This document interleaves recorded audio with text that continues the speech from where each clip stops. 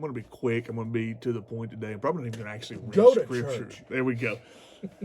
No, I've been reading back through Genesis.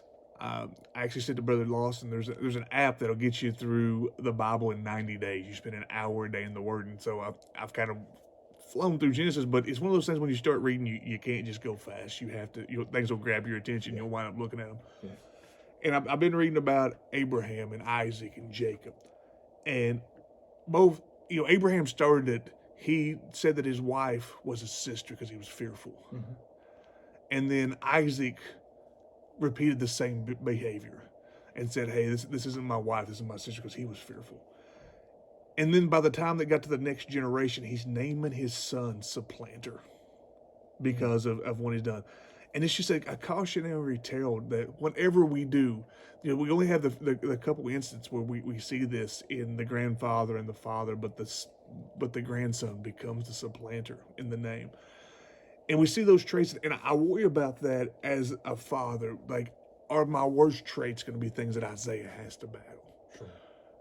But also, even though he had the bad traits, they felt compelled to name him that, they also must have taught him something. Because Jacob discovered Bethel. He discovered a place where he said, this is the entrance to heaven. He saw the angels ascending and descending. And it was in the time when he was running from his brother because he was afraid he was going to be killed. He had this experience with God. Abraham and Isaac must have put into him a way to commune with God. And that's the important thing that I'm going to instill with Isaiah. He's going to get some of the bad traits of Derrick Simmons because I'm his daddy. I'm his flesh and his blood, and there's going to be things in me that it's going to show. But it's my duty to show him how to get into the presence of God, to understand when he's in that time and to get what he wants. The same Jacob, after he's leaving out from his wife, from his mama's family, who also wasn't the most honest people ever. Like, you got to realize he was getting it from both sides.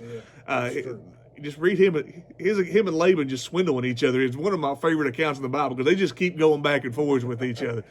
But as he's leaving that, heading back to what he thinks is going to be his death at the hand of Esau, he sends everybody else ahead, which is not a noble thing either. He sends everybody else ahead and says, maybe by the time he kills all these people, he'll be tired by the time he gets to me. But he finds himself with God again, and he wrestles with God. And as the day breaks, the angel of the Lord says, let go of me. And he says, not until you bless me.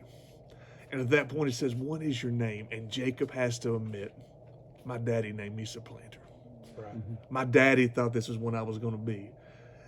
And it says, no longer shall you be called Jacob, you shall be called Israel. And so, Jacob wouldn't have known how to get into all this without his daddy and his granddaddy pouring into him. Your story's not written. And as we raise these kids up, we're all daddies in this group. And I know it's something that we all have in our heart. All we can do is we can teach them how to get into the presence of God. And that's my challenge to us as men, is let's teach these kids how to get into the challenge of God.